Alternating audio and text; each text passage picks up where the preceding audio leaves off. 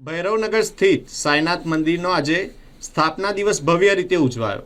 આ મંદિરમાં સ્થાપના 2006માં કરવામાં આવી હતી, જેને આજે 21 વર્ષ પૂર્ણ થતાં સ્થાપના દિવસની ભવ્ય ઉજવણી કરવામાં આવી। સ્થાપના દિવસ નિમિત્તે વહેલી સવારે મંદિર પરિસરમાં વિવિધ પૂજા અને યજ્ઞનું આયોજન કરવામાં આવ્યું।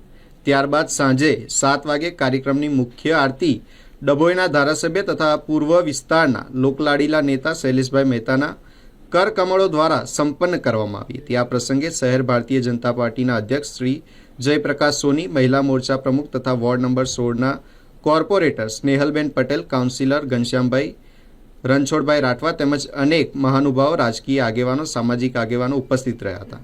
સ્થાપના દિવસના ધાર્મિક પ્રસંગે આશરે 15,000 જેટલા ભાવિક ભક્તોએ પ્રસાદીનો લાભ લીધો હતો। સમગ્ર મંદિર પરિસરમાં ભક્તિભાવ અને ધાર્મિક ઉત્સાહથી ગુંજાયમાન બન્યો હતો। વડોદરા શહેરના પૂર્વ વિસ્તાર વાઘોડિયા રોડ પરિવાર 4 રસ્તા પાસે ભૈરવનગર ખાતે સાંઈ બાબાનું મંદિર છે। આજે 21મો પાટોત્સવ 21 વર્ષ પહેલાં એની સ્થાપના થઈ હતી અને ત્યારથી મંદિર પર 2 ફેબ્રુઆરીએ ભંડારો પણ રાખવામાં આવે છે। આપ જોઈ શકો છો, હજારોની સંખ્યામાં લોકો આ ભંડારાનો વિસ્તારમાં લાભ લઈ રહ્યા છે। સતત 21 વર્ષ 2 ફેબ્રુઆરીએ મારા દ્વારા જ સાંઈ બાબાની આરતી કરવામાં આવે છે, ભંડારો ખુલ્લો મૂકવામાં આવે છે। મારી જાતની ભાગ્યશાળી સમજુ છું।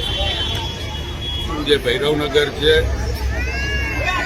ત્યાંના લોકો સાથે નાનપણથી જ મારા સંબંધો રહેલા છે અને ત્યાં આજે પણ લાગણીના સંબંધો છે। એટલા માટે લોકો કાયમ મારી આતુરતાપૂર્વક રાહ જુએ છે અને ભગવાન સાંઈ બાબા પર તમામને ભરોસો છે।